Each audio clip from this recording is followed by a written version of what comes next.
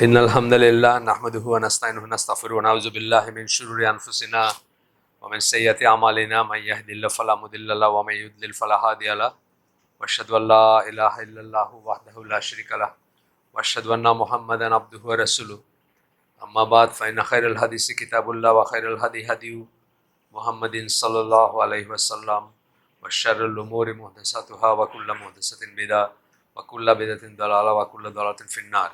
আসসালামু আলাইকুম ওয়া রাহমাতুল্লাহি ওয়া বারাকাতুহু। আপনাদেরকে আগে বলছি যে আমি কোরআন হাদিসের বাইরে যদি 10টা বই মনে করি মুসলিমদের পড়া উচিত, এই বইটা একটা। এবং আপনারা সবাই ইংলিশ পড়তে জানেন, বাংলাও পড়তে জানেন, আপনারা একলা একলাও পড়তে পারতেন, কিন্তু আসলে এই বইটা নিয়ে ডিসকাস করার অনেক ব্যাপার আছে। এবং একটা একটা এই বইয়ের বহু প্যারাগ্রাফ আছে, জাস্ট একটা প্যারাগ্রাফ একটা প্যাসেজকে আপনি একটা বই হিসাবে লিখতে পারবেন যদি আপনি করতে চান। মানে ভাব সম্প্রসারণ বলি না আমরা বাংলায় একটা কথা, মানে এতই ঠাসা বইটা। এবং আমাদের অনেক দাওয়াতি কাজ অথবা অনেক প্রচেষ্টা কোথাও যায় না বা কোথাও কোনো রেজাল্ট আসে না। একটা কারণ হচ্ছে যে আমাদের ইসলামী ওয়ার্ল্ড ভিউ নাই। মানে পৃথিবীটাকে আমরা ইসলামের দৃষ্টি থেকে যে দেখব, এটা আমরা দেখতে শিখি না, অথবা এটা দেখতে জানি না। বা কি মানে আমরা কোরআন হাদিস পড়তেছি, কলেমা পড়তেছি, সালাত করতেছি, হাদিসের মানে তসবি আজকার সব করতেছি, কিন্তু পৃথিবীটাকে ইসলামের চোখে দেখতে যায় না। তো এই জন্য অনেক প্রচেষ্টা ব্যর্থ হয়ে যায় বা অনেক প্রচেষ্টা কাজে লাগে না। তো এই বইটাতে এটা উনি অ্যাড্রেস করছেন 1934 সালে। এখনো পর্যন্ত আমরা ওই জায়গাতেই আছি। আমি দেখলাম যেটা যে মানে খুব একটা বেশি আগাই নেই আমরা। আর ইসলাম একটা রেজিলিয়েন্ট, মানে মানে রেজিলিয়েন্স যেটাকে আমরা বলি, অনেক বেশি ইসলামের রেজিলিয়েন্ট একটা মানে শক অ্যাবজর্ব করতে পারে, বাইরের প্রতিরোধ করতে পারে, মানে বিকৃত হয় না, অথবা উইথস্ট্যান্ড করতে পারে শক যদি বলেন। রেজিলিয়েন্স এখানে মেকানিক্যাল ইঞ্জিনিয়ার আছে কেউ, একটা একটা হাতুড়ি দিয়ে বাড়ি মারলেন, বড় একটা হাতুড়ি দিয়ে একটা ধরেন পিলারকে বাড়ি মারছেন, এখন সে স্টিল দাঁড়ায় থাকছে, সে নড়ে নাই। এটা এই সেন্সটা আসে রেজিলিয়েন্সের ভিতরে।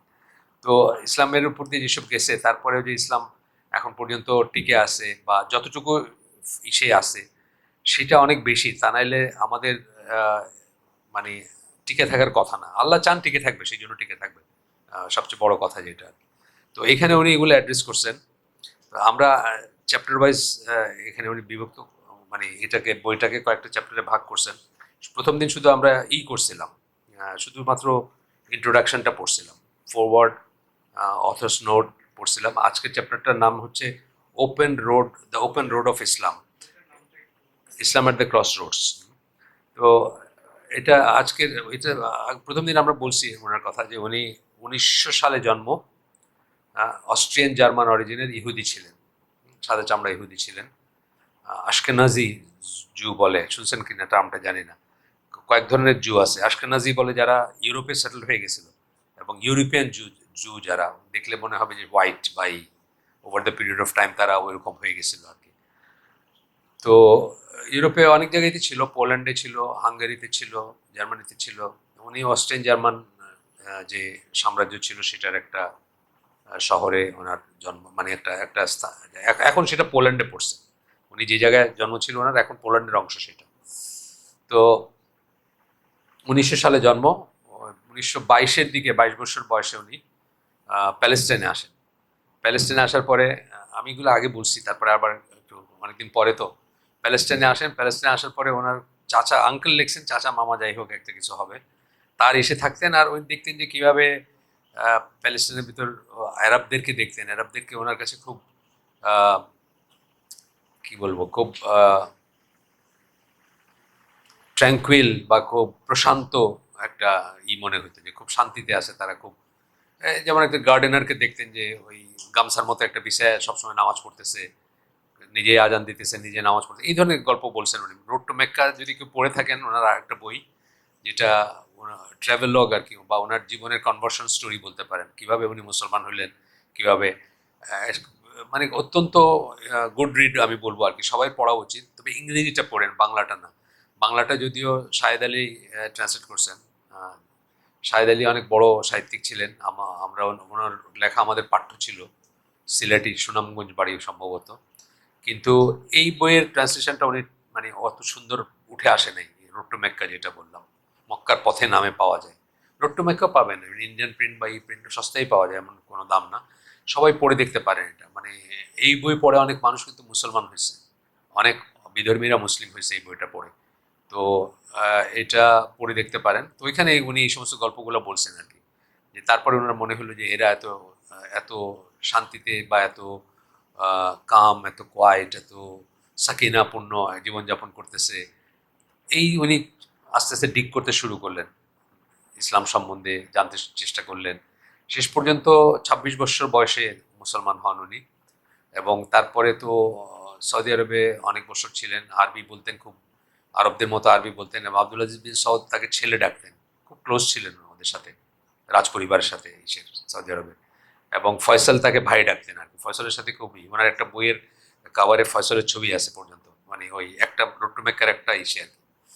তো আহ, ভালোই ওইখানে বিয়েও করছিলেন সৌদি আরবে। এরপরে অনেক দেশে গেছেন উনি। এবং পাকিস্তান যখন হয় তখন পাকিস্তানের পক্ষে উনি অনেক করছেন, লেখালেখি করছেন। বা উনি, ওনার খুব মনে হয়েছিল যে পাকিস্তান খুব সাংঘাতিক শক্তিশালী একটা মুসলিম দেশ হবে, যেই জন্য পাকিস্তানের জাতিসংঘে প্রথম রাষ্ট্রদূত হচ্ছেন উনি, অনারারি রাষ্ট্রদূত আর কি। ১৯৫২ সালে উনি ওইখানে যান, জাতিসংঘে বা আমেরিকায় যান। কিন্তু এরপরে আনফর্চুনেটলি ওনার চেঞ্জ শুরু হয়। ওই যে যে জিনিসটা উনি এখানে না করছেন আমাদের করতে, পশ্চিমা সভ্যতার থেকে বেঁচে থাকতে বলছেন, বা তাদের সাথে আমাদের গিভ অ্যান্ড টেক নাই, বা তাদের লাইনের পড়াশোনা যেন আমরা না করি, তাদের অনেক কিছু দেখবো আমরা পরে বলবেন। কিন্তু পশ্চিমা ওয়ার্ল্ড ভিউ যেন আমরা না গ্রহণ করি। কিন্তু পরবর্তীতে ওইখানে যাওয়ার পরে উনি ওইখানে একজন পোলিশ অরিজিনের, ওনার ওনার যে দেশ ছিল আর কি, পোল্যান্ডের, মানে আসলে ওনারা ললও বলে জায়গাটা আর কি, ওইটা এখন পোল্যান্ডের অংশ। তো ওইখানের পোলিশ এক মহিলাকে বিয়ে করলেন, হ্যাঁ, পলা হামিদা আসাদ, স্কার্ট পরা মহিলা, সাদা চামড়া, যাই হোক। এরপরে কিন্তু ওনার আস্তে আস্তে চেঞ্জ শুরু হলো।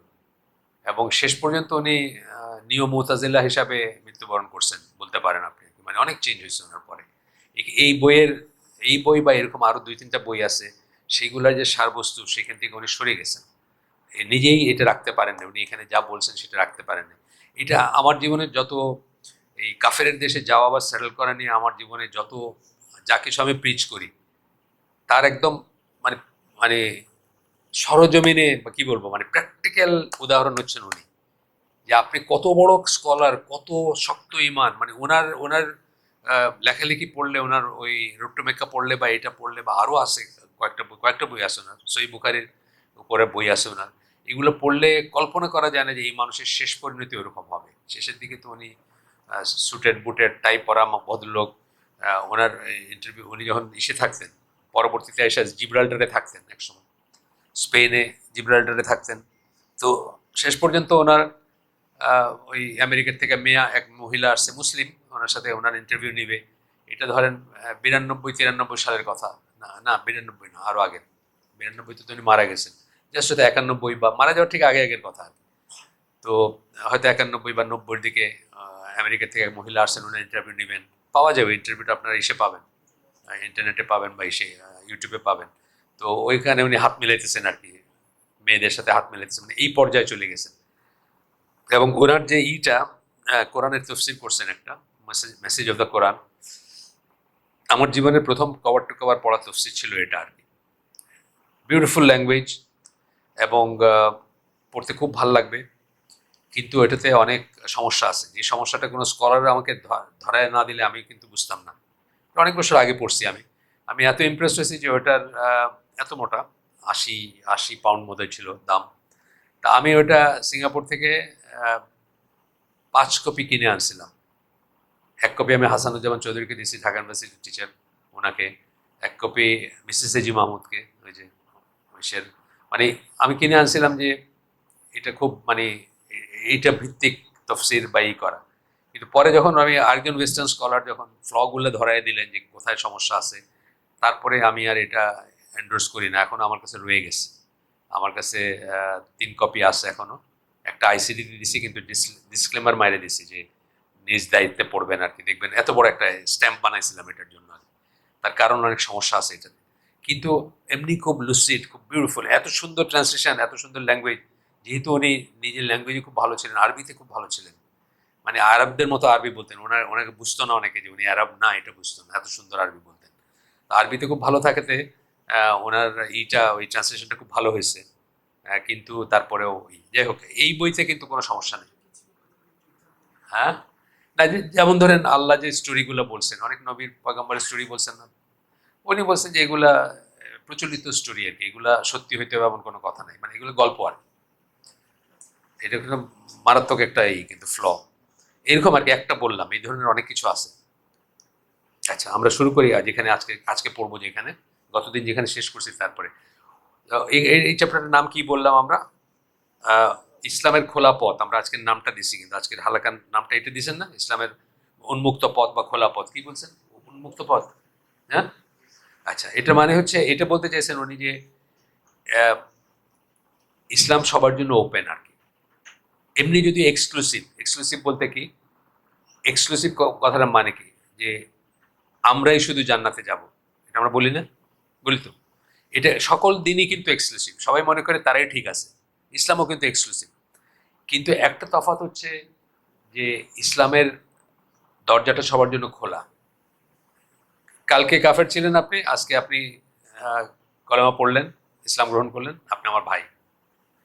এই জিনিসটা উনি রিয়েলাইজ করেন, উনি রিয়েলাইজ করছেন, বা ওনাকে যেভাবে আরবরা করছে, আহ, আরবরা ওনাকে যেভাবে আত্মীকরণ করছে, যেভাবে আপন বানায় নিছে। বললাম না, আব্দুল আজিজ বিন সৌদ ওনাকে এই মনে করতেন, ছেলে বলতেন আর কি, ছেলে বলে ডাকতেন। অনেক গল্প আছে এই রোড টু মেক্কাতে দেখবেন। তো উনি ওপেন রোড বলতেছেন, মানে যে কেউ এসে ইসলামে দাখিল হতে পারে, এইটার জন্য রাস্তা খোলা। আহ, আহ, নজরুল ইসলামের সম্ভবত কথাগুলা, ওই 65-এর যুদ্ধের সময় আমি ক্লাস 5-এ পড়ি। তো তখন ওই রেডিওতে প্রোপাগান্ডা চলে না, তো এখানে একটা প্রোপাগান্ডা গান ছিল, এই দেশাত্মবোধক গান আর কি। কেবল মুসলমানের লাগিয়ে আসেনি তো ইসলাম, সত্যে যে চায় আল্লাহ মানে মুসলিম তার নাম। এই কথাটা কিন্তু একদম সত্যি। মানে আপনি বর্ণ মুসলিমের জন্য শুধু ইসলাম না, যেই সত্য চাবে আর যে আল্লাহ মানবে তার জন্য ইসলাম।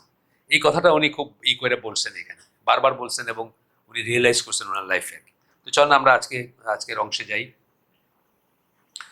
এখানে এখানে বলতেছেন যে মানুষ জীবনের রহস্যকে এক্সপ্লেন করতে পারে না। মানুষের একটা একটা অনেক মানুষের প্রশ্ন এটা, আমরা কোথা থেকে আসছি, কেন আসছি, এখানে কি করতেছি, কোথায় যাচ্ছি, জীবনের উদ্দেশ্য কি, পারপাস কি। এটা কিন্তু অনেক মানুষের প্রশ্ন, এবং আপনার দাওয়াতি কাজ যারা করেন, আপনারা এই পয়েন্ট থেকে কিন্তু শুরু করতে পারেন।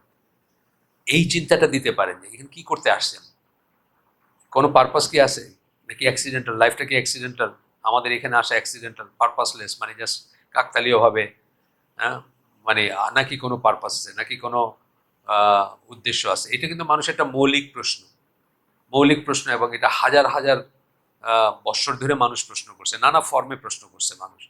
আমি ওই আপনার হাবল টেলিস্কোপ, আপনার নাম শুনছেন বোধহয়। এখন তো জেমস ওয়েব, যেটা এখনকার যে আছে না, টেলিস্কোপ, যেটা আপনার মহাশূন্যে গেছে, এটার আগে যেটা ছিল হাবল টেলিস্কোপ, ওইটা ওই হ্যাঁ আছে, কিন্তু ওইটার শেষ হয়ে গেছে আপনার, মানে ওইটার মেনটেনেন্স বা করতে পারে না এখন আর কি, মানে। তো ওইটার আপনার যখন প্রথম পাঠানো হয়, তখন যেভাবে আমরা মহাশূন্যকে দেখলাম বা আকাশকে দেখলাম, এইভাবে আগে দেখা হয় নাই কখনো। এখান থেকে আমরা যে দেখতাম, সেই দেখাটা অপূর্ণ ছিল। এবং ওই প্রজেক্টর ছিলেন, ইনচার্জ ছিলেন একজন মহিলা। আমি তার একটা ইন্টারভিউ দেখছি, মারা গেছেন হয়তো এখন, যখন দেখছি তখনই ওনার 92 বছর বয়স, একদম হাড্ডি চামড়া লেগে গেছে আর কি। তো ওনাকে জিজ্ঞেস করছিল যে আপনি আপনার জীবনটা কাটায় দিলেন এই প্রজেক্টের পিছনে কেন, কি সমস্যা কোনো?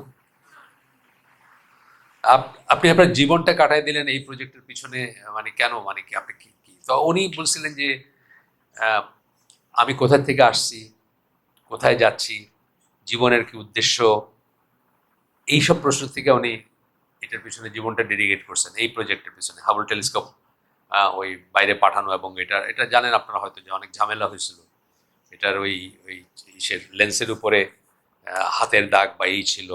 এইটাকে ঠিক করার জন্য আবার আরেকবার মহাশূন্যে পাঠাইতে হয়েছে, মহাশূন্য যান পাঠাইতে হয়েছে। এবং $1 বিলিয়ন ছিল, মানে প্রথম যারা এটা উদ্যোক্তা ছিল, তারা তো এটা হাত তুলে দিছে যে তারা এটাই করবে না। তারপরে আরব কেউ এটাকে স্পন্সর করছে, নাম বলে না, এটা আরব দেশের কেউ এটার পয়সাটা দিছে সেকেন্ড টাইম যে ইসে যাবে আর কি, গিয়ে যে ওইটাকে ঠিক করবে। এবং সেই ঠিকটাও মানে খুবই, আপনি দেখেন খুব ইন্টারেস্টিং এটা, মানে কখনো যদি দেখেন খুব ইন্টারেস্টিং স্টোরি আর কি, কিভাবে ঠিক করলো এবং কিভাবে। তাও ওইটার উদাহরণ দিতে দিছে এরকম যে পুকুরে আমরা গোসল করলে অনেক সময় ডুব দিই না, ডুব দিয়ে যে আমরা তাকাই তাহলে ওই পুকুর পাড়ে একটা একটা গাছকে কিন্তু আমরা দেখি, পানির ভিতর দিয়ে দেখি না, কিন্তু কি দেখি, ঝাপসা দেখি, নড়তেছে দেখি, তাই না? আগে আমরা এইভাবে দেখতাম মহাশূন্যকে, আর এখন দেখতেছি আমরা পুকুরের পাড়ে উঠে যদি গাছটাকে দেখি যে পরিষ্কার দেখবো, এইভাবে দেখতেছি। এইভাবে ডিফাইন করা হয়েছে আর কি হাবল টেলিস্কোপকে। তো যাই হোক, আমি যেটা বলতেছি যে এইখান থেকে কিন্তু মানুষের অনেক জীবনের অনেক কিছু শুরু হয়, যে কোথা থেকে আসছি, কেন আসছি, কোনো পারপাস আছে কিনা লাইফে, কি করতে আসছি, কোথায় যাচ্ছি, কোথায় যাব, মৃত্যুর পরে কিছু আছে কিনা। কিন্তু দেখা যায় যে সঠিক পথটা না পায় কিন্তু এই প্রশ্নগুলা উল্টাপাল্টা পথে ঘুরে, তাই না? উনি যেরকম এই টেলিস্কোপের পিছনে জীবন কাটাই দিছে, যদি কোনোভাবে যদি কোরআন পড়তে পারতো, কোনোভাবে যদি ইসলামের সংস্পর্শে আসতো, তাহলে হয়তো বুঝতো লাইফের পারপাস কি। কিন্তু এইদিকে আসে নাই, পথ পায় নাই খুঁজে। এটাও আল্লাহর তরফ থেকে একটা দরকার আছে যে আপনি চাইলেই পথ পাবেন এমন কোনো কথা না।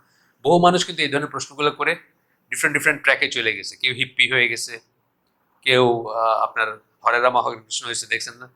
আমি তো অস্ট্রেলিয়ায় দেখছি একবার, ওই যে জায়গাটার নাম হচ্ছে এই ফ্রিমান্টেল, ফ্রিমান্টেলে দেখছি যে ওই টিকিয়ালা সাদা চামড়া, বুঝছেন তো, আর ওই ওই গেরুয়া রঙের কাপড় পরে রাস্তায় বাজিয়ে দিচ্ছে, মন্দিরে বাজিয়ে দিচ্ছে হরে রামা হরে কৃষ্ণ। কি করতেছে সে নিজেও জানে না, সে মনে করতেছে সেলভেশন ওইখানে ওইখানে ওইখানে সে পাবে, নাজাদ পাবে, বা ওইখানে তার একটা আত্মিক শান্তি পাবে। এবং একটা সময় তো ছিল যে সেভেন্টিজ এইটিজে দলে দলে মানুষ ইন্ডিয়া আসছে, কিন্তু ইভেন স্টিভ জবস ইন্ডিয়া আসছে জীবনে শান্তি পাইতে আর কি, মানে হরে রাম হরে কৃষ্ণ বা ধ্যান করবে, এটা করবে, মানে উল্টাপাল্টা জিনিস আর কি, পথ খুঁজে পায় নাই। তো এখন পথ খুঁজে পাওয়াটা অনেক সময় আল্লাহর রহমত লাগে। যেমন উনি, ওনার কথা বলতেছি, উনি যে ওনার কনভার্সন স্টোরি বা ওনারই, উনি রসুল মানে রসুল সাল্লামকে স্বপ্নে দেখছেন, স্বপ্নে দেখছেন স্টোরি, বিউটিফুল স্টোরি, আপনার রোড টু মেক্কা দেখেন, যে ওনাকে বলতেছেন যে সামারিটা এরকম যে তোমার এত দেরি হলো কেন এইখানে আসতে, বা এত দেরি হলো কেন পথ খুঁজে পাইতে, বা এরকম কিছু একটা। যাই হোক, তো উনি এখানে কি বলতেছেন দেখেন, যে মানুষ mystery of birth and death, the mystery of infinity and eternity. His reasoning stops before, মানুষের এইসব রিজনিংগুলো যখন আপনি চিন্তা করবেন, আপনি একটা জায়গায় গিয়ে আটকে যাবে, এরপরে আর কিছু আপনি আপনি ফ্যাদম করতে পারবেন না। He can he can therefore do two things only, সে তখন দুইটা পথ খুঁজে নিতে পারে।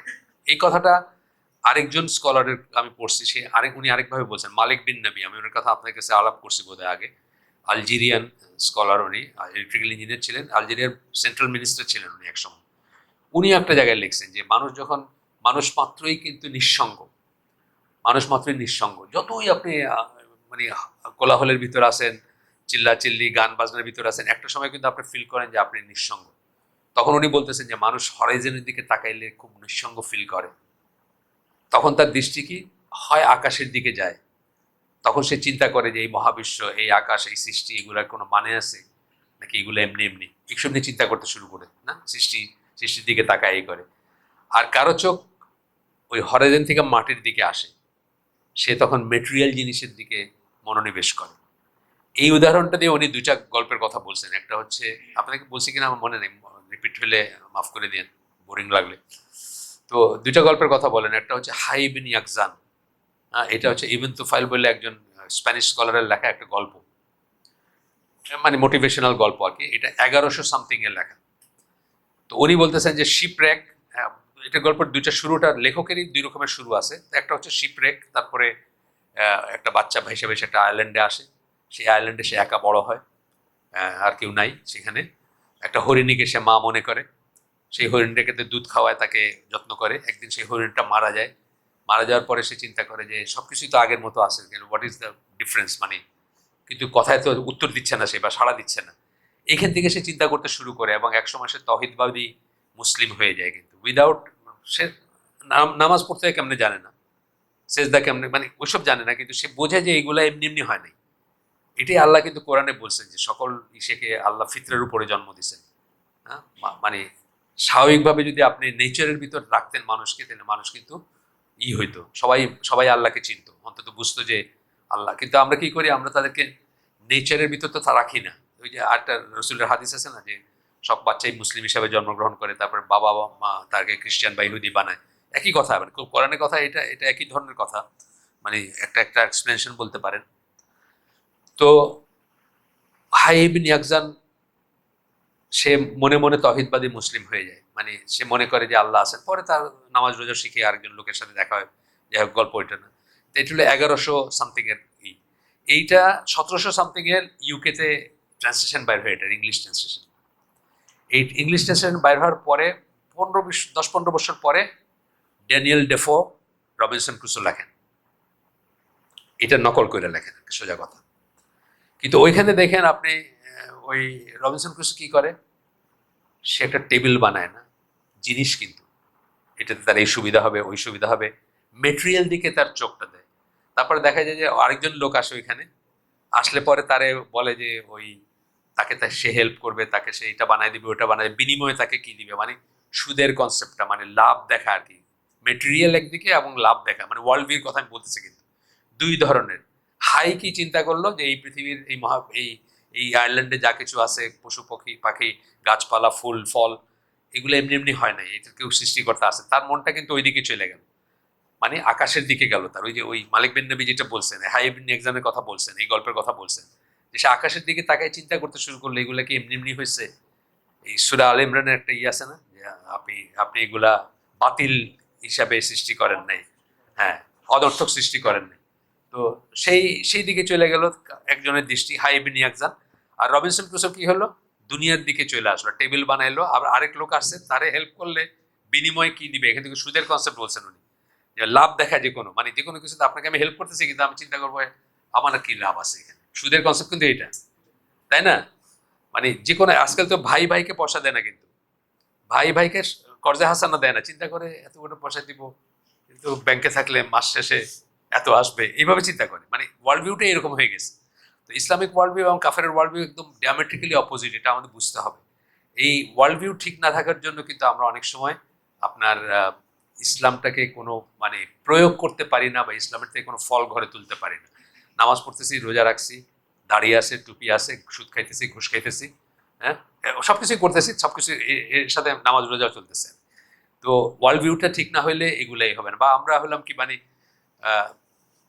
দাড়ি টুপি পরা, ওরা যা আমরাও তাই, জাস্ট দাড়ি টুপি পরা আর কি। দেখেন না, মাঝে মাঝে খুব অড লাগে দেখতে, কিন্তু আমাদের এই বড় বড়, মানে বড় লোক যারা আছেন, বড় লোক বলতে আমি বলছি হর্তাকর্তা যারা, তারা দেখবেন নামাজও পড়তেছে, আবার এলজিবিটি কিউ রিসোর্স সাইন করতেছে। এই কয়দিন আগে সারোয়ার লেখছেন একটা, ওই লোক নাকি দাড়ি টুপি আলা লোক, যিনি ওই মন্ত্রণালয়ের, যিনি আর কি এটা করতেছেন, দাড়ি টুপি আলা লোক, তার কাছে গিয়া অনেক কষ্টে তাদের কনভিন্স করা হয়েছে যে আপনি আপনি নামাজ পড়ে দাড়ি টুপি রেখে এটাতে সাইন করতে পারেন না। ওই সারোয়ারের একটা পোস্ট দিছিলাম আমি কয়দিন আগে। আসেন আর একটু সামনে যাই। এরপরে বলতেছেন আপনি দুইটা দুইটা দিকে যাবেন। এই হাইব নিয়ে এক্সাম রবিনসন ক্রুসো বললাম কেন, এই যে দুইটা দুইটা দিক আর কি। একটা হচ্ছে ইটার্নিটি বা আল্লাহর কথা চিন্তা হবে, বা অসীমের দিকে আপনার চোখ যাবে। একটা হচ্ছে দুনিয়ার জিনিসের দিকে আপনার চোখ যাবে। আপনাদেরকে আগে বলছি যে রিয়েল কথাটা, যে রিয়েল, এই কথাটার ল্যাটিন শব্দটা হচ্ছে রেস। রেস শব্দ থেকে আসছে, আপনারা দেখেন, ডিকশনারি দেখলে দেখবেন। এই রেস কথাটার মানে হচ্ছে থিঙ্ক, জিনিস, যেটা ধরতে পারি আমরা। তো ওয়েস্টার্ন ওয়ার্ল্ড ভিউতে রিয়েল, রিয়েল হচ্ছে যেটা তারা ধরতে পারে, জিনিস যেটা, মেটেরিয়াল যেটা, সেটা কার্ল মার্কসের কথাই বলেন, বা ইন জেনারেল ওয়েস্টার্ন পুরা ওয়ার্ল্ড ভিউ যেটা, সেখানে তারা যেটা ধরতে পারে সেটা রিয়েল, সেটা নিয়ে তাদের জীবন। মেটেরিয়ালিজম বলি না আমরা, বস্তুবাদ বলি। আর আমাদের কাছে রিয়েলিটি কি, আমাদের সবচেয়ে বড় রিয়েলিটি কি, আল্লাহ। আল্লাহর নাম কি, আল হক, দি রিয়েল, ওইটা। তো এইখানে ওয়ার্ল্ড ভিউটা আলাদা। এবং একটা যদি আরেকটা, মানে আমার কোরআন হাদিস পড়তেছি কিন্তু আমার ওয়ার্ল্ড ভিউ ওদের, তাহলে এটা কোথাও যাবে না আর কি, ইসলাম থেকে কোনো ফসল ঘরে আসবে না। আচ্ছা আসেন, তারপরে বলতেছেন দ্য ওয়ান, দুইটা পথ বলতেছেন, আমাদের দুইটা চয়েস আছে। The one is to give up all attempts at understanding life as a totality. আপনি এটা মানে ছেড়েই দিলেন যে লাইফ, জীবনটাকে একটা টোটালিটি হিসাবে। টোটালিটি বলতে কি বোঝাচ্ছি, সব আমি সহ আমার এনভায়রনমেন্টে, পরিবেশ প্রতিবেশে, দুনিয়াতে, আকাশে, বাতাসে, সব মানে যা কিছু আছে, আমাদের একটা কি আল্লাহ কোরআনে বলছেন যে থিম যেটা আর কি, যে এই মহাবিশ্বে যা কিছু আছে সবকিছু আপনার জন্য সৃষ্টি করা হয়েছে, মানুষের জন্য। আর আপনাকে সৃষ্টি করা হয়েছে আল্লাহর ইবাদতের জন্য। এটা কিন্তু একটা আন্ডারস্ট্যান্ডিং। এই যে তারাগুলো আপনার মনে হতে পারে এত অসংখ্য তারার কি দরকার ছিল, সবকিছু আপনার জন্য সৃষ্টি করা হয়েছে এই পুরা সিস্টেমটাকে ব্যালেন্সে রাখার জন্য। এই সিস্টেমটা একটা টোটাল সিস্টেম যেটা আপনার জন্য সৃষ্টি করেছে, আপনাকে সৃষ্টি করেছে আল্লাহর ইবাদত করার জন্য। হয়তো মিলিয়ন বছর ধরে এই পৃথিবীর এনভায়রনমেন্টকে তৈরি করা হয়েছে। আপনি দেখেন ডকুমেন্টারি পাওয়া যায় এখন, মানে কিভাবে পানির নিচে থাকা একটা মাইক্রোব থেকে এক বিন্দু করে অক্সিজেন দিয়ে এই অ্যাটমসফিয়ারের অক্সিজেন হয়েছে, এক বিন্দু করে।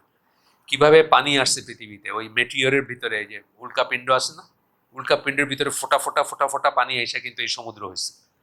এইগুলো আল্লাহ তাআলা সৃষ্টি করছেন, মানে তৈরি করছেন over the period of time. আমি অনেক সময় বলি যে আপনার গ্রামে দেখবেন যখন কেউ একটা বাড়ি বানায়, অনেক সময় আছে না যে গ্রামের সাথে সম্পর্ক কাদের আছে যায় না আমি এখানে, তো দেখবেন যে যখন ওনার আছে, যখন সংসার বড় হয়ে গেছে তখন এক বড় ছেলেটা আরেকটা বাড়িতে চলে যাবে ওইখানে, তো দেখবেন মাঠের ভিতরে একটা জায়গা নিয়ে, খালি ধান খাতের ভিতরে জায়গা নিয়ে পড়লে একটা পুকুর করে।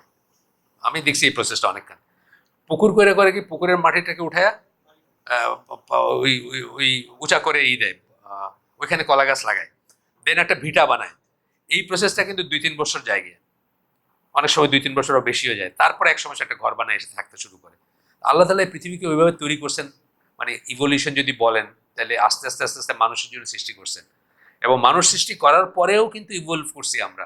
তারপরে একটা একটা মানে পারফেক্ট মোমেন্টে রাসূল সাল্লাল্লাহু আলাইহি ওয়াসাল্লামকে পৃথিবীতে পাঠাইছেন, যার পরে আর কাউকে পাঠানোর দরকার নেই। তার আগে লাঠি সাপ হওয়ার মিরাকল ছিল। তার আগে মানুষকে মানে ধরেন কুষ্ঠ রোগীকে ভালো করার মিরাকল ছিল। কিন্তু যখন মানুষের ব্রেনটা অতটুকু ইভলভ করছে যে সে ওই মিরাকল খুঁজবে না, সে কোরআনের ভাষা বা কোরআনের থিমের ভিতরে বুঝবে যে এটা আল্লাহর কাছ থেকে আসছে, সেরকম একটা ক্রিটিক্যাল জাংচারে আল্লাহ রাসূল সাল্লাল্লাহু আলাইহি ওয়াসাল্লামকে পৃথিবীতে পাঠিয়েছেন। এরপরে আর কোনো নবীর দরকার নেই। আমরা এখন অনেকে মনে করি যে কোয়ান্টাম মেকানিক্স না পড়লে বোধহয় ইসলাম বোঝা যাবে না। না, তাইলে তো রাসূল সাল্লাল্লাহু আলাইহি ওয়াসাল্লামকে এই যুগে পাঠাইতেন, কোয়ান্টাম মেকানিক্সের যুগে। এটা নেসেসারি না ইসলাম বোঝার জন্য।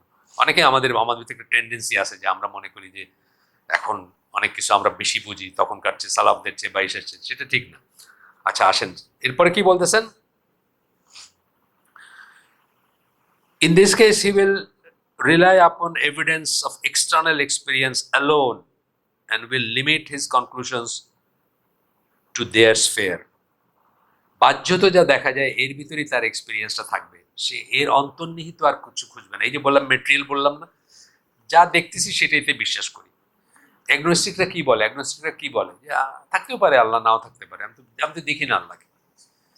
দেখার ভিতরেই শেষ, আর আমি যা দেখতেছি তার ভিতরেই শেষ, এর বাইরে আমরা কিছু চিন্তা করতে চাই না। এটা হলো একটা পথ বলতেছেন উনি। এবং কি বলছেন, Das he will be able to understand single fragment of life which may increase in number and clarity as rapidly or as slowly as human knowledge of nature increases. সে এক একটা জিনিস দেখবে, দেখে এই যে একজন আকাশ নিয়ে ব্যস্ত হয়ে গেল, গ্রহ নক্ষত্র পিছিয়ে জীবন কাটায় দিল, টেলিস্কোপ বানায়, এই যে ফ্র্যাগমেন্ট, এটা কিন্তু সে কিন্তু আর কিছু দেখলো না। তার কিন্তু ওটা দেখার দরকার ছিল না। রিয়েলিটি মানে সে যদি জীবনের মানে ইনওয়ার্ড তাকাইতো তাহলে কিন্তু ওইটা দেখা তার জীবনের অর্থ খুঁজতে হইতো না। কিন্তু যখন সেটা করবে না, তখন মানুষ ওই যে যেটা দেখবে সেটা নিয়ে সে মনে করবে এটা নিয়ে কিন্তু জীবন শেষ তার। তা একটা মুসলিমের জীবন কিন্তু এভাবে শেষ হইতে পারেই না। সে ডাক্তার, ইঞ্জিনিয়ার যাই হোক না কেন, অথবা সায়েন্টিস্ট হোক, সে এটার পিছনে জীবন কাটাইতে পারেই না। তার জীবনের প্রথম কি, ওমা খালাকুল জিন্না ওয়াল ইনসা ইল্লা লিয়াবুদুন, এটা সবসময় সে মনে রাখবে আমাকে সৃষ্টি করা হয়েছে কেবল আল্লাহর ইবাদত করার জন্য। এটা যদি না হয় তাহলে আর আর জীবনের অন্য কিছুর মিনিং নেই। যাই হোক, তো বলতেছে ফ্র্যাগমেন্ট হিসেবে সে দেখবে লাইফকে, যেটা তার নলেজ, নেচার সম্বন্ধে তার নলেজ যখন ইনক্রিজ করবে সেই অনুযায়ী কত কিছু দেখলো সে তার উপর ডিপেন্ড করে। কেউ এটা দেখে জীবন কাটাইতেছে, কেউ দেখবেন পাখির ছবি তুলে জীবন কাটাইতেছে। আল্লাহ, আমি একটা দেখলাম, এই যে বার্ডস অফ প্যারাডাইস, ইন্দোনেশিয়ার ওই ইরিয়ান জায়া বা ওইসব জায়গাগুলো গেছে, কি আয়োজন চিন্তা করতে পারবেন না একটা পাখির একটা শট নেওয়ার জন্য। মানে এইরকম একটা টেন্ট বানায়, ওইখানে 10টা ল্যাপটপ আছে, ওই গাছের উপরে লাগায় রাখছে বিশাল টেলিফোটো লেন্সের ক্যামেরা। এই পাখিটা রেয়ার, এই সময় আসবে বসবে, এবং এটা একটা শখ, জীবনটা সে ওইখানেই কাটাই দিতেছে। কিন্তু মুসলমানের জীবন এইভাবে কাটবে না, আসেন পরে বলতেছেন আর কি। আচ্ছা গেল। তারপরে বলতেছেন যে but will nonetheless always remain only fragments, the grasp of the totality itself remaining beyond the methodological equipment of human reason।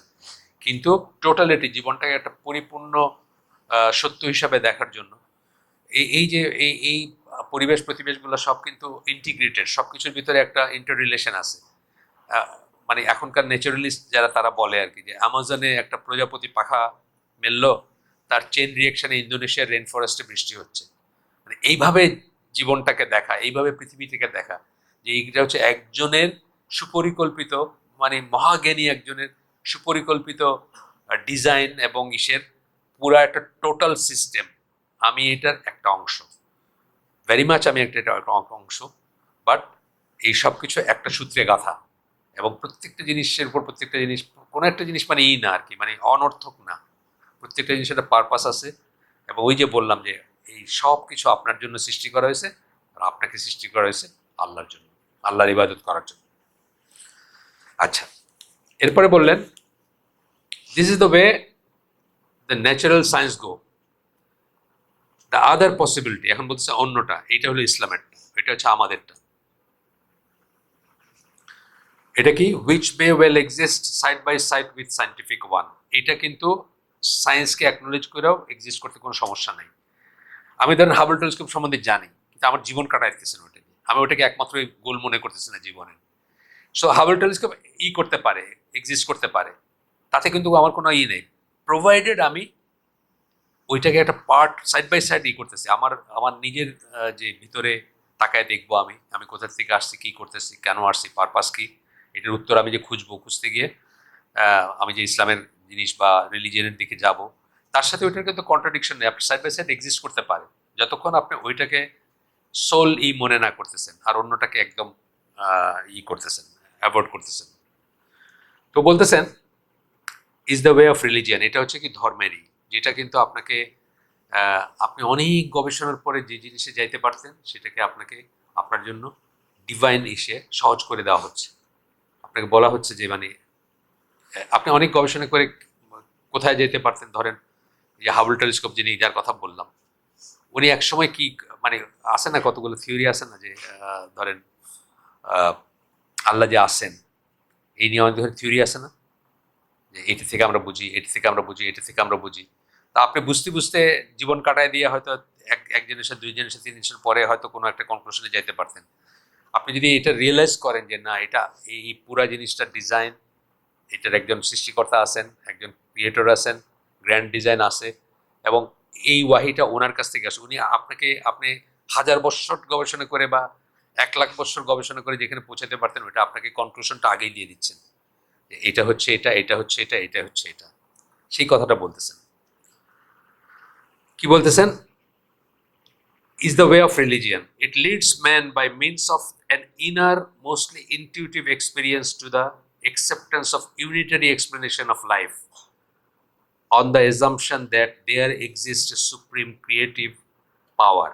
এই যে অ্যাজাম্পশন, এই যে এটা রিয়েলাইজ করা, যে হাই ইবনে ইয়াকজান যেটা রিয়েলাইজ করলো, এই সব কিছু একটা সূত্রে গাঁথা এবং একজন সুপ্রিম ক্রিয়েটিভ পাওয়ার আছেন, এই জিনিসটা যখন আপনি রিয়েলাইজ করবেন, এটা কিন্তু ইনওয়ার্ড রিয়েলাইজেশন। নিজের ভিতরের আকাশে দেখবেন, চারিদিকে দেখবেন, প্রকৃতিতে দেখবেন, কিন্তু রিয়েলাইজেশনটা আসবে কি আপনার ভেতরে আসবে। কিন্তু আপনি একটা সাইড নিয়ে ব্যস্ত হয়ে পড়েন না, যেটা বললাম, যে শুধু চন্দ্র তারার দিকে তাকায় যদি গবেষণা করতে শুরু করতেন, তাহলে এটা করতেন না। আচ্ছা, এরপরে কি বলতেছেন? Which governs the universe according to some preconceived plan, যেটা এই মহাবিশ্বকে গভর্ন করতেছে প্রিকনসিভ প্ল্যান, মানে আগের থেকে ঠিক করা কিছু প্ল্যান। হ্যাঁ, আপনি গ্রীষ্ম, বর্ষা, শরৎ, হেমন্ত, শীত, বসন্ত, আগের থেকে ডিজাইন প্ল্যান, তাই না? আপনি জুন মাসে, জুলাই মাসে আম পাবেন, জানুয়ারি, ফেব্রুয়ারিতে পাবেন না, এগুলো সব প্ল্যান, সব ডিজাইনের অংশ, আগের থেকে প্রিকনসিভ। which governs the universe according to some preconceived plan above and beyond human understanding. যার সব কিছু আমরা বুঝবো না। এটা সারেন্ডার করা না, মানে আল্লাহর কাছে সারেন্ডার করা মানে কি, মানে আমি সব বুঝবো না, কিন্তু অনেক কিছু বুঝবো যেটুকু আল্লাহ আমাদেরকে বুঝাইছেন। এখানেও বলবেন উনি, বা ডক্টর মেক্কাতে বলছেন যে কোরআন বা আল্লাহ প্রাথমিকভাবে কিন্তু লজিক দিয়ে আপনাকে ডাকেন, কিন্তু লজিক দিয়ে ডাকার মানে এটা না যে আল্লাহর সমস্ত হিকমা আপনি বুঝে ফেলবেন। প্রশ্নই ওঠে না কোন। আল্লাহর সাথে আমাদের কোনো প্রপোর্শন নেই। আল্লাহকে যদি আমরা ধরেন, মানে আমি বলি মাঝে মাঝে গল্প সপ্প হইতেছে আমাদের, আপনারা মাফ করে দিন, অনেক এক্সট্রা কথা আসতেছে। আমি বলি মাঝে মাঝে যে আপনার, আচ্ছা যাই হোক, একটু গল্পটা বড় হয়ে যাবে আর কি। আমি বলি মাঝে মাঝে যে এই পৃথিবী হচ্ছে একটা সৌরমণ্ডলের একটা মাঝারি গ্রহ, তাই না? মাঝারি সাইজের গ্রহ, কিন্তু আমাদের অনেক বড় আছে, আবার ছোট আছে। আমরা সূর্যের চারিদিকে ঘুরতেছি। সূর্য হচ্ছে আপনার মাঝারি শ্রেণীর একটা, এই গ্যালাক্সিতে মাঝারি সাইজের একটা স্টার, নক্ষত্র, তারা। তো এই গ্যালাক্সিতে কত তারা আছে? হান্ড্রেডস অফ বিলিয়ন্স, 1 বিলিয়নে 100 কোটি, হান্ড্রেডস অফ বিলিয়ন্স আছে এই গ্যালাক্সিতে। এরকম গ্যালাক্সি কটা আছে ইউনিভার্সে? Hundreds of billions. ঠিক আছে, এখন ছোটোর দিকে আসেন, যে এই পৃথিবীতে 750 কোটি মানুষ আছে, আমি কিন্তু তার একজন।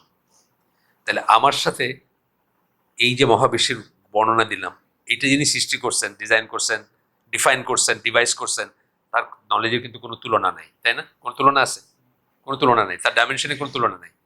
আমরা জাস্ট একটা ডাইমেনশন বেশি গেলে, আমরা তো 3 ডাইমেনশনাল ক্রিয়েচার, একটা ডাইমেনশন বেশি গেলে কিন্তু যারা আছে তাদেরকে আমরা দেখি না, কিন্তু তাদের কাছে আমাদের কোনো গোপন কিছু থাকবে না।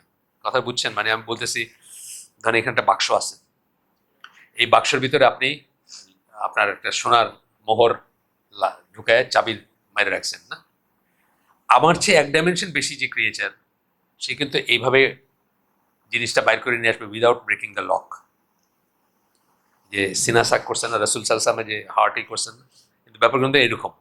মানে আপনার চেয়ে 1 ডাইমেনশনের উপরে যে, সে কিন্তু তাকে আপনি বোঝেন না, দেখেন না, কিন্তু সে আপনার সবকিছু, তার কাছে আপনার সবকিছু ওপেন। এটা আমি একদিন বলছিলাম বোধহয় ওই বাসায়, যে এই জিনিসটা দেখেন পড়ে, এই 2 ডাইমেনশন দিয়ে বোঝাইছেন আর কি। আমি একটু বলি গল্পটা। এইখানে ধরেন একটা মানুষ আছে যে 2 ডাইমেনশনাল মানুষ, আমি তো 3 ডাইমেনশনাল, সে 2 ডাইমেনশনাল। এখন আপনি এখানে একটা চক দিয়ে একটা দাগ দিলেন, দাগ দিয়ে মাঝখানে একটা 2 ডাইমেনশনাল বল রাখলেন, মানে একটা চাকতি রাখলেন আর কি। কারণ এই লোকটারা বললেন যে তুমি এটা বাইর করে নিয়ে আসবা, কিন্তু এই দাগটাকে তুমি কাটবা না, মানে এই দাগটাকে ভাঙবা না, এটা তার ওয়াল। কিন্তু আপনি চক দিয়ে যে দাগ দিয়েছেন, এটা হলো তার জন্য ওয়াল। আপনি বললেন যে ওয়ালটা না ভাঙা তুমি এই জিনিসটা বাইর করে নিয়ে আসবা, পারবে না সে। আপনি 3 ডাইমেনশনাল, আপনি এইভাবে উঠায় নিয়ে আসতে পারবেন। এটা হচ্ছে মানে বোঝানোর জন্য বললাম আর। তো যে জায়গায় আমরা 1 ডাইমেনশনের কি ফ্যাদম করতে পারি না, একটা বেশি হইলে ডাইমেনশন, সেখানে আল্লাহ তো অসীম ডাইমেনশনের, বুঝছেন তো? এই জন্য আল্লাহ সবকিছু আমরা বুঝে ফেলবো, এটাই জন্য আমরা মনে না করি, এটা একটা বোকামি। কিন্তু যতটুকু বোঝাবেন ততটুকু বুঝবো। কিন্তু হ্যাঁ, কিন্তু প্রাইমারিলি কিন্তু আল্লাহ লজিক দিয়ে ডাকেন মানুষকে। কি বলেন? যে তারা কি আকাশসমূহ এবং পৃথিবীর সৃষ্টির দিকে তাকায় দেখে না? তারা কি রাত দিনের অল্টারেশনের দিকে তাকায় দেখে না?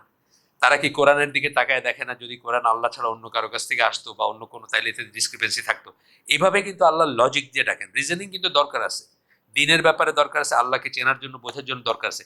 কিন্তু যখন রিজনিং আপনাকে এইটাই সবকিছু হয়ে যায়, তখনই আপনি কিন্তু পদস্খলন হয় আপনার, কারণ আপনি রিজন দিয়ে সবকিছু বুঝবেন। যতটুকু আল্লাহ বুঝাইছেন ততটুকু বুঝবেন, বিয়ন্ড রিজন। যেমন এই যে গল্পটা বললাম, এটা যে জানে না, তার কাছে অবাক লাগবে যে এটা কেমন করে সম্ভব ব্যাপারটা। এই যে 1 ডাইমেনশনের উপরে একটা সত্যিকার ঘটনা ঘটছিল আর কি। আপনার এই যে বুরাইদা, আমি যেখানে, আমার মেয়ে যেখানে থাকে সৌদি আরবে, সেখান থেকে 5 জনে তারা উমরা করতে যাচ্ছেন, গাড়ি চালায় যাচ্ছেন। গাড়ির অনেক স্পিডে চলে, তো ওখানে তো 100, এখন তো হাইওয়েগুলোতে 140 সৌদি আরবে, বড়গুলোতে 140, ছোটগুলোতে 120 আর কি কিলোমিটার পার আওয়ার। তো গাড়ির এক্সেল ভেঙে গেছে, ফ্রন্ট মানে এক্সেল ভেঙে গেছে, বিশাল অ্যাক্সিডেন্ট হয়েছে। 5 জন যাত্রী ছিলেন, 4 জনই মারা গেছেন। 5ম জন দেখতেছেন যে উনি স্যান্ডেল পায়ে উনি অন্যদেরকে টেনে বের করতেছেন নিচের থেকে, মৃতদেহগুলো টেনে বের করতেছেন। এখন উনি জানেন না উনি কিভাবে ওইখানে আসেন। একই গাড়িতে ছিলেন, কিন্তু ফিফথ পার্সন। এটা হচ্ছে ওই যে বল উঠায় নিয়ে আসছেন, বললাম না এখান থেকে এই গাড়ির থেকে তাকে বের করার জন্য ফেরেশতাদের ইসের দরকার নেই, গাড়ির দরজা খোলার দরকার নেই। তো এইভাবে যদি চিন্তা করেন তখন দেখবেন যে আপনি সারেন্ডার করবেন যে হ্যাঁ আল্লাহ যতটুকু বোঝাইছেন ততটুকু বুঝবো। অহেতুক প্রশ্ন করার একটা ব্যাপার আছে না, আমাদের ইসলামের নিষেধ কিন্তু অহেতুক প্রশ্ন করা। একটা প্রশ্ন করতে করতে শয়তান, রসুলই বলে গেছেন, রসুলের হাদিসে আছে, শেষ প্রশ্ন হবে যে আল্লাহকে কে সৃষ্টি করছে, বুঝছেন না? তো এই জন্য অহেতুক প্রশ্ন করবেন, আপনি সব বুঝে ফেলবেন তা না, আল্লাহ যতটুকু বুঝেছেন ততটুকু বুঝবেন আপনি। আচ্ছা যাক, সামনে যাই আমরা। তো এখানে বলতেছেন যে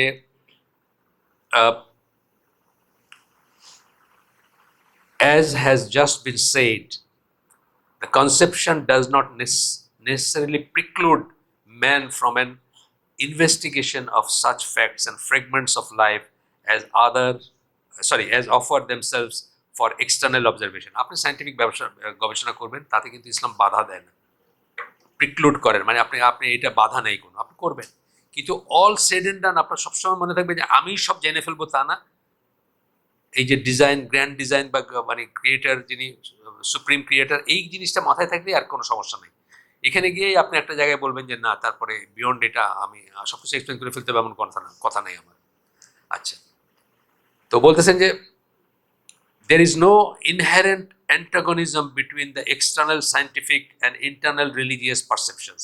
আসলে কোনো বিরোধ নাই যদি আপনি এইভাবে দেখেন। কিন্তু যখনই আপনি ওই জীবনকে ভাগ করে নেবেন জীবনকে, মানে এটা হলো আমার একটা লাইফ আর ওটা আমার একটা লাইফ, তখনই কিন্তু কন্ট্রাডিকশন আসবে। যদি ওয়ান হোল হিসাবে দেখতেন তাহলে কোনো কন্ট্রাডিকশন আসতো না। বাট দ্য লেটার, মানে রিলিজিয়াস ইসের কথা বলতেছেন, পারসেপশনের কথা বলতেছেন, is in fact the only speculative possibility of conceiving all life as a unity of essence and motive power, in short, as a well-balanced, harmonious totality. Religious হিসেবে মাধ্যমে আপনি সবকিছুতে পারপাস দেখতে পাবেন এবং একটা টোটালিটি হিসেবে লাইফকে দেখবেন, ছোট থেকে ছোট, বড় থেকে বড়, এবং প্রত্যেকটা জিনিসের ভিতরে আপনি উইজডম দেখবেন, বা প্রত্যেকটা জিনিসের ভিতরে আপনি আল্লাহর ফেভার দেখবেন।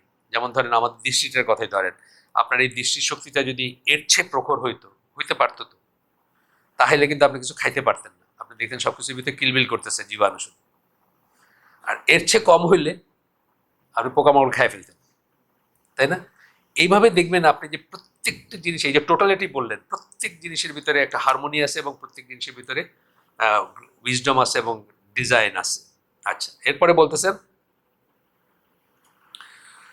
দ্য টার্ম হারমোনিয়াস, এই যে হারমোনিয়াস কথাটা বললাম, those so terribly misused is very important in this connection because it implies a corresponding attitude in man himself.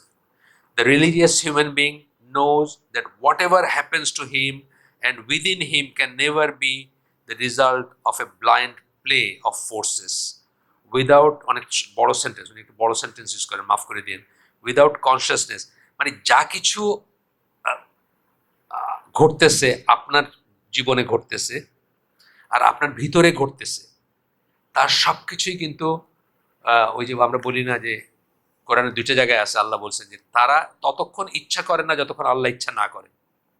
দুইটা আইসে সূরা তাকবীর এবং খুব সম্ভব সূরা ইনসান, এই দুইটাতে আছে, তারা ততক্ষণ ইচ্ছা করে না যতক্ষণ আল্লাহ ইচ্ছা না করে।